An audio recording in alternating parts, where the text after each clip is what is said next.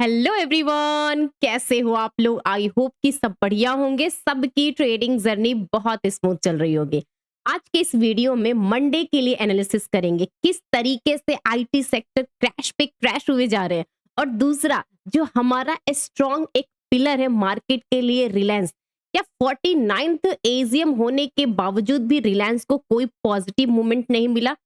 क्यों मार्केट 24,000 के ऊपर जाके क्लोजिंग हुई, जबकि रिलायंस 1% नीचे है, सारे आईटी सेक्टर 4-6% सब डाउन है। तो मार्केट का नेक्स्ट राउंड अप क्या होगा? या मार्केट 24,000 के नीचे धड़ाम गिरेगा या 24,000 के ऊपर जाएगा? बहुत कुछ है मार्केट के एनालिसिस के इस वीडियो में, तो कंप्लीट वीडियो देखिए। पहली बार आए हो चैनल पर तो प्लीज सब्सक्राइब कर लीजिए। वीडियोस की हर एक बात कही हुई आपको क्लियर, क्रिस्टल क्लियर समझ में आएगी। तो वीडियोस को लाइक किए बगैर मत जाना, ओके? क्योंकि इस वीडियो को बनाने के लिए मैंने बहुत कुछ रिसर्च किया, हर एक पॉइंट्स को इस वीडियो में डिनोट किया है, जिसको आप बेस समझ करके खुद भी एनालिसिस कर सकते हो, ओके?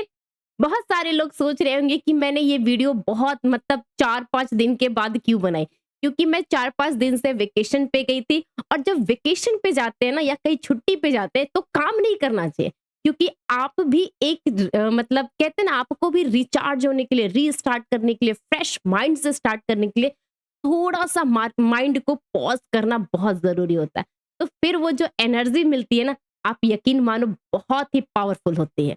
तो मैं जब वेकेशन पे रहती हूँ तो कोई जरिया नहीं था कि मैं आपके साथ अपडेट कर पाऊँ, क्योंकि टेलीग्राम भी बंद हो चुका है। कहते हैं ना, अगर गवर्नमेंट को कुछ नहीं मिला तो कुछ भी कर दो, बस लगना चाहिए कि कुछ ना कुछ तो हो रहा है। भाई पेपर लीक का मामला क्या है हमें नहीं समझ में आता, लेकिन टेलीग्राम के साथ लिंक करके ये सोचो कि हमने टेलीग्राम बंद कर दिया तो पेपर लीक नहीं होगा। पता नहीं यार, मुझे खुद नहीं समझ में आता कि मैं आपको एक्सप्लेन क्या करूं। चलिए देखते हैं रीस्टार्ट होता है या नहीं टेलीग्राम। तब तक से हमारा और आपका जो कम्युनिकेशन है, अगर जिसको भी करना है तो इसके डिस्क्रिप्शन बॉक्स में, वीडियो के डिस्क्रिप्शन बॉक्स में मेरा व्हाट्सअप नंबर है, आप वहां से ज्वाइन कर सकते हो। वहां से मैं देखती हूँ कि अगर कोई ग्रुप बनाना होगा कि नहीं। ओके, बहुत सारे लोग क्वेरी तो कर रहे थे कि मैम आप व्हाट्सअप ग्रुप बना रहे हो या नहीं। देखो, मेरा एक लर्निंग ग्रुप तो है, मैं डिटेल में आप सबको बता चुकी हूँ। और अगर आपको स्टिल मेरे साथ कम्युनिकेट करना है तो कमेंट करिए, और डिस्क्रिप्शन बॉक्स में व्हाट्सअप नंबर है, आप वहां से कुछ भी कम्युनिकेट कर सकते हो। ओके, चलिए रीस्टार्ट करते हैं। सबसे पहले एक चीज देखो, मार्केट में ना अभी दो दो चीजें चल रही है। एक वो है जो एक्सटर्नल फैक्टर है, मैं वॉर की बात नहीं कर रही हूँ। ये जो आईटी सेक्टर का कोहराम मचा हुआ है, देखो आईटी सेक्टर हमारा 1 साल से पीट रहा है। मतलब जब भी ऊपर जाता है 10%, फिर वापस से 20% गिरता है, फिर रिकरेक्ट होकर के 8-10% चलता है, फिर वहां से 20-25% गिरता है। तो मार्केट में ना आईटी सेक्टर बहुत बुरी तरीके से पीट रहे, बहुत बुरी बुरी तरीके से। जब भी ओवरसोल्ड आता है, नीचे से रिकवरी होती है, फिर वापस से उसको सेलिंग किया जाता है, फिर ओवरसोल्ड हो जाता है, फिर रिकवरी की जाती है, फिर वापस से पिट जाता है। और ये पता है मैटर क्या है? ये हमारा इंटरनल मैटर नहीं है, ये आईटी सेक्टर पे इतने अच्छे खासे प्रेशर पड़ रहे हैं AI based chat GPT tools की वजह से। तो कभी किसी कंपनी का, बहुत सारे रीजन है। लेकिन ये सारे रीजन पता है क्या है? सारे ग्लोबल रीजन है। और मार्केट हमारा आईटी सेक्टर को उसके कंपेयर में कुछ भी नहीं आंक रहा है, और दबा करके सेलिंग की जा रही है। तो इसीलिए याद रखना, आईटी सेक्टर में अगर आप इन्वेस्टमेंट कर रहे हो तो सोच समझ के करना कि इस लेवल पर भी मार्केट अभी 10-15% गिर सकता है आईटी सेक्टर का। ठीक है, अगर आपकी ट्रेडिंग है तो 2-4% डाउनसाइड का अप्रोच कर लो, 2-4% अपसाइड का कर लो, वो अलग बात होती है। एक हफ्ते के लिए डाउनसाइड का अप्रोच कर लिया, एक हफ्ते के लिए पॉजिटिव कर लिया। ट्रेडिंग एक अलग व्यू है, इन्वेस्टमेंट एक अलग व्यू है। तो बहुत कुछ चीजें होती है जिसको आपको फैक्टर करना पड़ता है। दूसरी बात, देखो मैं स्क्रीन पे ले जाकर के आपको डिटेल में समझाती हूँ, फिर उसके बाद चार्ट आपको दिखाती हूँ, और निफ्टी का जो डेटा बना ना वो बताती हूँ कि कैसे आप रिलायंस से कोरिलेट करोगे। ओके, देखो आप सबको पता है कि फ्राइडे मतलब कि कल एजीएम था रिलायंस का। अब एजीएम जब स्टार्ट हुई थी 2 बजे आसपास, अब देखो रिलायंस काफी टाइम से ये 1336 ये लेवल जो आप देख रहे हो ना, मतलब लगभग में सिर्फ 8-10 पॉइंट के रेंज में घूम रहा था, ये 8-10 पॉइंट के रेंज में। और रिलायंस में इतने वॉल्यूम बने हैं ना उस टाइम पे, ये सिर्फ कल की बात कर रही हूँ मैं, इतने वॉल्यूम बने थे ना, ये ऊपर जाने को रेडी हो रहा था ना नीचे जाने को हो रहा था। अगर मैं सेम टाइम पे आपको ऑप्शन चेन दिखाऊं, देखिए ये 1300 का ऑप्शन चेन है। आप देख रहे हो यहाँ पर लगभग में 22% ओआई डेटा सिर्फ और सिर्फ कल बने हैं, कल। और सेम इधर अगर देखोगे आप तो 46% की जो डेटा ओआई एस्टेब्लिश हुई है वो सिर्फ कल बनी है। तो कोई तो है जो 1300 के लेवल पे एक कहते हैं ना स्ट्रैडल स्ट्रैंगल खेल करके बैठा हुआ है, जो ना नीचे ना ऊपर कहीं नहीं जाने देता, घूम फिर करके 1300 के पास भी आ जा रहा है। तो ये सब चीज को ना नोट डाउन करके रखिए। देखिए अगर आप ओआई डेटा वाइज देखोगे तो 54 लैक्स की ओआई है, इधर 46। नो डाउट कि 10 लैक्स इधर कम है, उससे फर्क नहीं पड़ता 10 लैक्स कम है ज्यादा है। आप परसेंटेज देखा करो, इधर 46% डेटा है और इधर कितना है 22%। इसका मतलब कि अभी भी ऊपर जाना रेस्ट्रिक्टेड एरिया है। और उसके बाद यहाँ पे देखो 59% यहाँ पे चेंजेस है, फिर 1330 के पास 52% चेंजेस है। तो ये सारे फिगर को ना आप अपने माइंड में करके रखो कि जब तक से रिलायंस मार्केट में निगेटिव ट्रेंड करेगा, यहाँ पर सेलिंग प्रेशर रहेगा, मार्केट में निफ्टी को 24,000 के ऊपर सस्टेन करना, मैं सस्टेन करने की बात करूं, मुश्किल हो सकता है नेक्स्ट 1-2 डेज के लिए। तो ये सब चीज को नोटिस करिएगा। अगर मैं आपको चार्ट के हिसाब से दिखाऊं, यहाँ पे देखो, ये आप एरिया देख रहे हो ना, काफी टाइम से इसी 8-10 पॉइंट में घूम रहा था। एक बोल्ड रेड कलर, ये बोल्ड, ये देख रहे हो ना, जैसे ही एजीएम स्टार्ट हुआ यहां से गिरा। अब मैं छोटे छोटे पॉइंट्स आपको बताती हूँ रिलायंस के बारे में। यहाँ पे देखो जियो आईपीओ के बारे में बात कही गई है, ये सारे डिटेल्स है, आप भी खुद सर्च करके पढ़ सकते हो, मैं पढ़ के आपको बोर नहीं करूंगी, बहुत सारे डिटेल्स है। लेकिन इसमें आखिर इन्वेस्टर ने क्या निगेटिव देखा? अगर चाहते तो वो 1-2% ऊपर भी ले जा सकते थे, लेकिन उन्होंने 1% नीचे क्यों किया? देखो इसका रीजन देखो, ये सारे एजीएम के जो हाइलाइट्स है ना, ऐसा इसमें कुछ भी निगेटिव नहीं है, कुछ भी नहीं, सब कुछ फोरकास्ट के बारे में बोला गया है कि भाई जियो के आईपीओ आ रहे हैं, इन्होंने रिटेल एफएमसीजी एक्सपोर्ट स्ट्रेटजी पे भी काम करने को बनाया है। देखो ऑयल टू O2C डिजिटाइजेशन करने की बात की है वाया एआई टूल्स, मतलब कि एआई टूल्स के हिसाब से। फिर उसके बाद इन्होंने, मैंने एक और चीज देखी थी, हाँ देखिए, heavy AI push by Reliance intelligence partnership with the Google, Meta, Nvidia, ये सब देखा करो, कहीं भी निगेटिव बातें नहीं है, सब जगह इन्होंने पॉजिटिव ही फोरकास्ट की है। और जो भी इनका एक प्रोजेक्ट होता है सब कुछ अच्छा बोला है। लेकिन इसके बाद भी ऐसा क्या हुआ कि जो रिलायंस मतलब कि ऊपर नहीं गया और नीचे आया? देखो अब मैं आपको डेली टाइम फ्रेम पर दिखाती हूँ। देखो ये डेली टाइम फ्रेम पर देखो, लगभग में जब से अनाउंस हुआ था कि एजीएम होने वाला है, तब से यहाँ पे बहुत अच्छा खासा एक अपसाइड का मूव गया था ना। देखो डेटा अलग है, चार्ट अलग है। चार्ट ये बताता है कि इस रीटेस्ट करने में, एक बाउंस करने में, रिलायंस का चार्ट 1250 से 1300 के ऊपर गया, अच्छा खासा एक रिकवरी दी है। अब एजीएम खत्म, मार्केट में होप खत्म, होप थी तो पॉजिटिव था, होप जितना मिल पाया मीट हो गया, खत्म। अब यहां से इसका चार्ट न्यूट्रल हो गया। तो 1300 के लेवल पे अब मैं रिलायंस में ना पॉजिटिव हूं ना निगेटिव हूं। अगर इसको निगेटिव होना है, देखो डेटा के हिसाब से ऊपर के लेवल पे सेलिंग प्रेशर है, जो मैंने आपको ऑप्शन चेन में दिखा दिया। लेकिन ये एक एरिया मार्क कर लीजिए 1300 का, ठीक है। अगर इसके नीचे गया तो अगेन ये 1270 1250 के लिए जाएगा। अगर ये 1300 को होल्ड कर लेता है तो फिर से यहां से रिकवरी आएगी 1350। तो ये सब चीजों को ना एक मतलब कहते हैं ना कि आप अपने लिए व्यू क्या बनाते हो, तो मैं इस लेवल पे अपने लिए व्यू न्यूट्रल बनाती हूँ। 1300 के नीचे 1270 1250 और 1300 के ऊपर टिका है तो अगेन 1330 1340 इधर जाएगा। लेकिन ज्यादा होप नहीं करना क्योंकि ऊपर के साइड में सेलिंग प्रेशर दबा के हुई है। ओके, ये रहा रिलायंस। अब देखो मैं आईटी सेक्टर के बारे में कुछ चर्चा करूंगी, क्योंकि मैं अभी भी अपने हॉलिडे पे थी, तो भी मैं न्यूज़ वगैरह हमेशा चेक करती रहती थी, देखती रहती, मार्केट को समझती रहती थी, शाम को अपने लिए टाइम निकाल करके।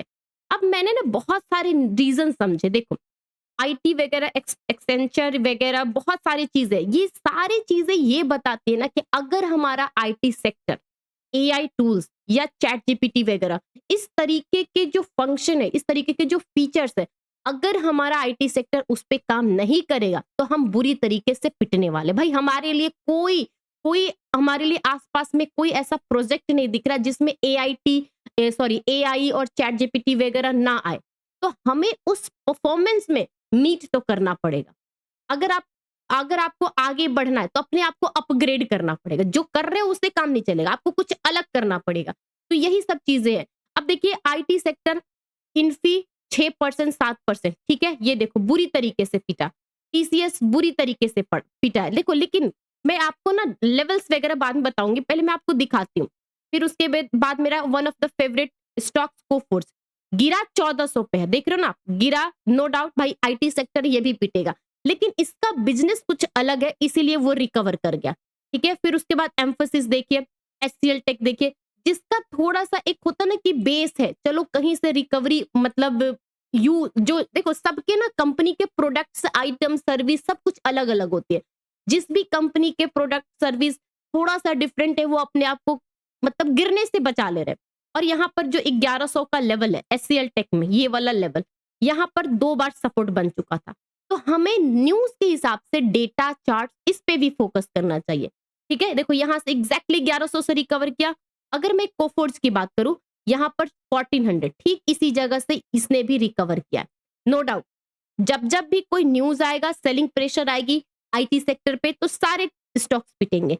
बट डिपेंड करता है कि किसका बिजनेस कैसा है जो रिकवर कर ले। जिसका बिजनेस अच्छा होगा रिकवर कर लेगा, बच जाएगा, सेलिंग प्रेशर से बच जाएगा।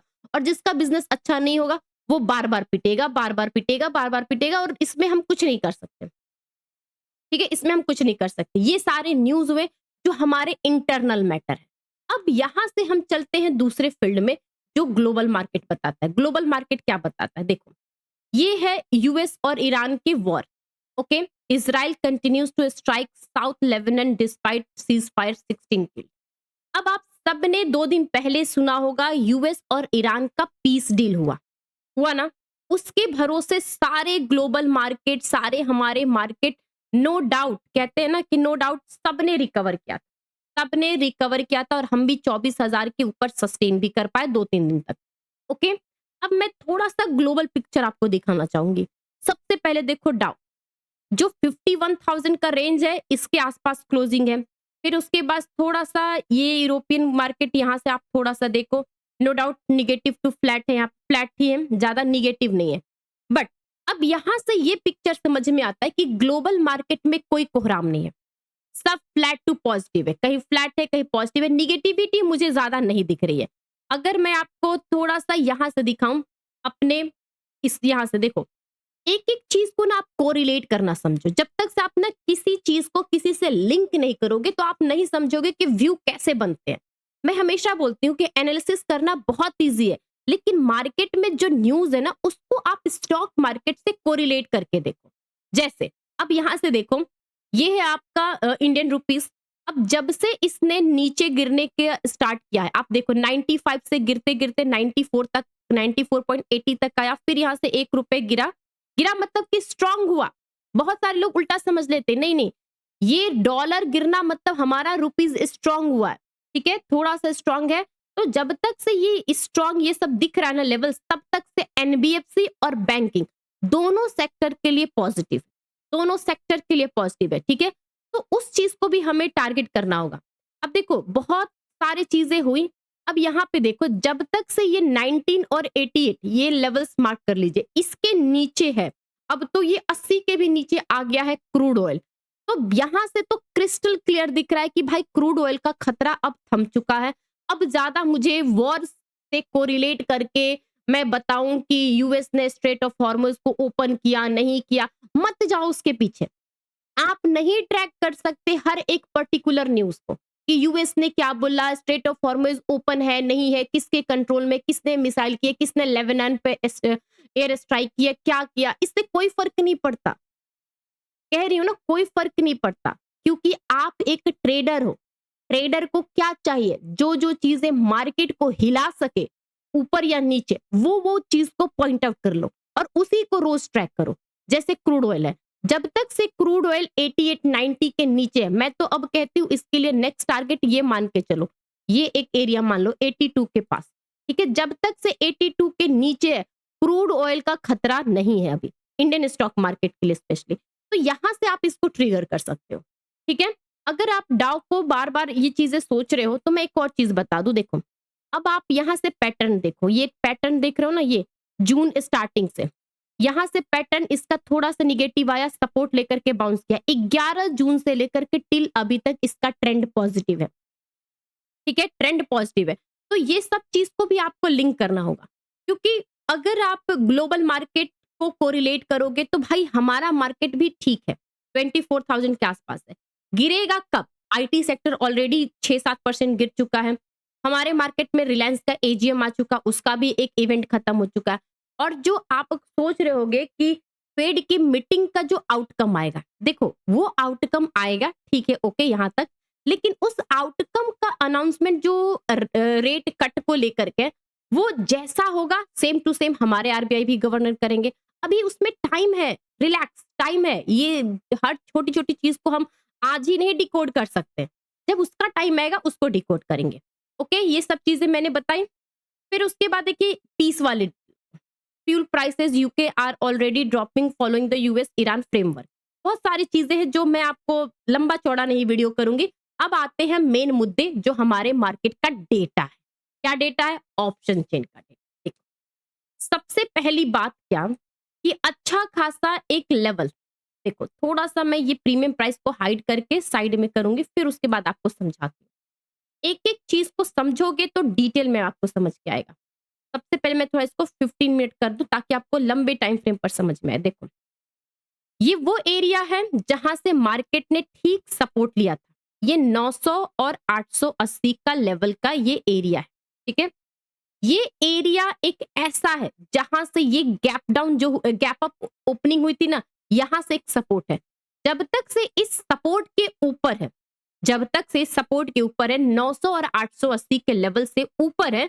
जो लोग भी मुझे रेगुलर फॉलो करते होंगे उनको पता होगा, तो पता है तो लाइक करके बताइए कि क्या मैंने आपको 880 900 का लेवल नहीं दिया था मंडे और ट्यूसडे को, जब टेलीग्राम चल रहा था।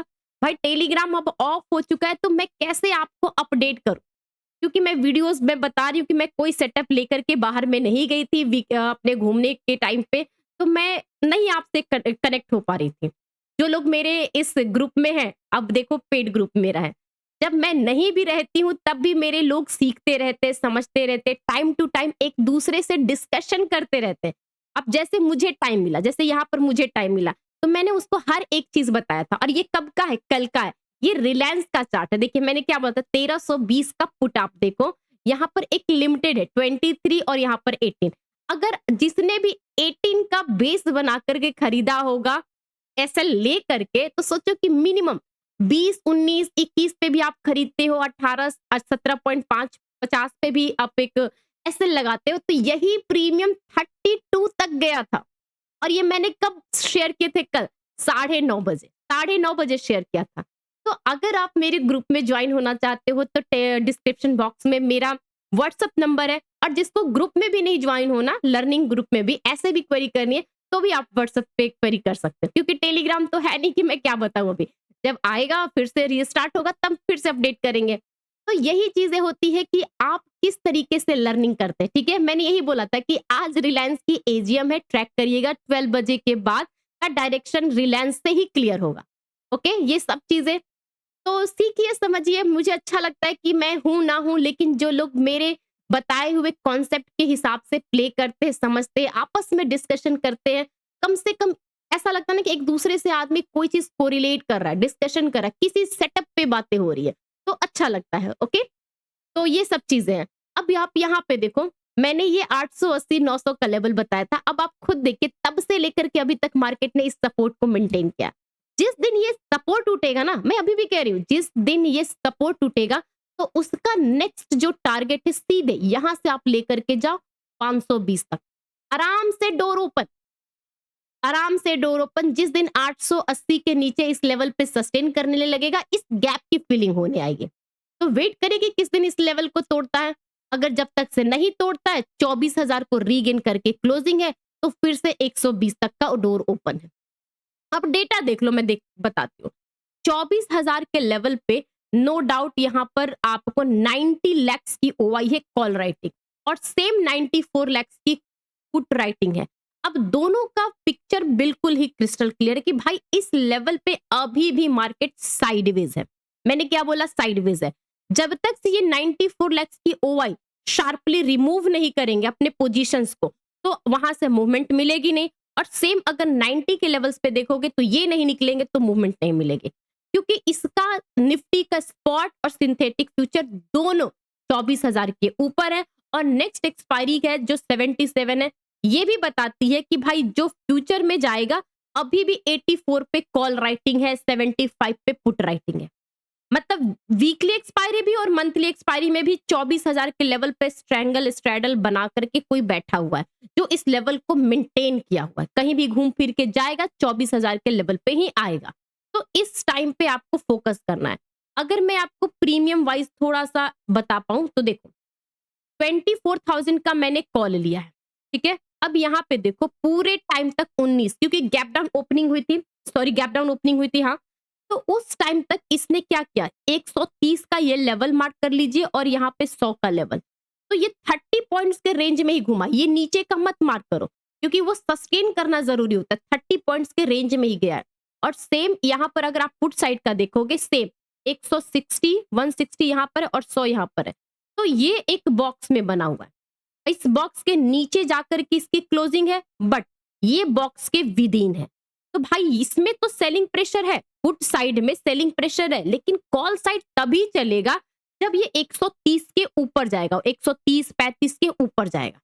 तो थोड़ा सा मामला ना आपको संभाल संभाल के खेलना पड़ेगा, क्योंकि यहाँ पर मैं क्रिस्टल नहीं बता सकती कि भाई कॉल चलेगा कि पुट चलेगा, क्योंकि ये 130 35 को ध्यान में रखना और इधर ये पूरी तरीके से ग्रिप में है। तो फोकस आप अपना बना के रखना। अगर मैं निफ्टी बैंक की बात करूं, सबसे पहले मैं आपको डेली टाइम फ्रेम पर ही लेकर चलती हूँ। ओके, डेली टाइम फ्रेम पे देखो निफ्टी का क्या था। अब आप खुद देखिए निफ्टी का ये इसी लेवल से सपोर्ट लिया है ना, 900 के लेवल से, और इसका ये जो मूविंग एवरेज है 825 है, 825 है, और यहाँ पर एक गैप बना हुआ, ये आप एरिया देख रहे हो नहीं सब। तो ये सब के हिसाब से आप ध्यान रखना कि अगर मैं निफ्टी बैंक की बात करूं, निफ्टी की बैंक की बात, तो इसमें ना सपोर्ट इसका ज्यादा पास में है, 57,200। अगर इसके नीचे गया ना, इसके नीचे, तो फिर यहां से भी बुकिंग आएगी निफ्टी बैंक में। और ये तो ऑलरेडी मुझे लग रहा है कि थोड़ा सा वीक हो सकता है, क्योंकि इसका मूविंग एवरेज पास में है। देखते हैं। ओके, और निफ्टी हो गया, बैंक निफ्टी। अब 15 मिनट पे टाइम फ्रेम पर समझो, ये 5 मिनट है, मैं इसको 15 पे करती हूँ ताकि आपको समझ में आए। देखो 15 का क्या, मैंने क्या बोला, 57,000, ये 500 मार्क कर लीजिए। लेकिन इससे काम नहीं चलेगा, इससे काम नहीं चलेगा, इसको इस जोन से बाहर निकलना पड़ेगा, तब जाकर के ये बुकिंग आएगी। किस जोन से, ये आप मार्क कर लो 57,100 से लेकर के ये 200 का, इस जोन से इसको बाहर निकलना पड़ेगा। अगर यहां से नीचे भी आता है ना, जस्ट यहीं पर आकर के इसकी फॉल रुक जाएगी। कहते हैं ना कि कोई एक स्पेस होता है जहां पे सपोर्ट बना हुआ है, अगर ये इसके नीचे जाएगा तो ये एक स्ट्रॉन्ग सपोर्ट है, और इस सपोर्ट के नीचे गया ना तो फिर आराम से समझ लेना कि इसके लिए 56,000 का भी लेवल ओपन हो जाएगा, आराम से हो जाएगा, क्योंकि बहुत सारे पोजीशंस बने हुए हैं और मंथली एक्सपायरी पास आ रही है, तो एक के बाद एक एसएल हिट होगा, सबके पोजीशंस कटेंगे। तो ये सब बात देखो, इसको गिरने के लिए ना आपको थोड़ा सा क्या समझना पड़ेगा, बैंकिंग के कुछ स्टॉक्स हैं, जैसे मैं आपको स्टॉक्स बताती हूँ। देखो एक्सिस बैंक सबसे पहले, देखो काफी टाइम से यहीं पर एक्यूमुलेट हो रहा है, हो ना। अब एसबीआई देखो, ये अप ट्रेंड में गया, लेकिन यहाँ पर जाने के बाद इसकी स्पीड रुक गई है। फिर उसके बाद एचडीएफसी देखो, देखो एचडीएफसी 2.5% गिरा है, मतलब कि कहीं से वीक होते जा रहा है, होते जा रही है 2.5%, ठीक है। तो एचडीएफसी गिरा, एक्सिस, एसबीआई, आईसीआईसीआई बैंक, इन्होंने संभाल के रखा है। देखिए इन्होंने संभाल के रखा है। तो अगर यहां से प्रॉफिट बुकिंग आएगी तो निफ्टी बैंक में भी सेलिंग प्रेशर आएगी। तो हर एक चीज को कोरिलेट करना जरूरी है।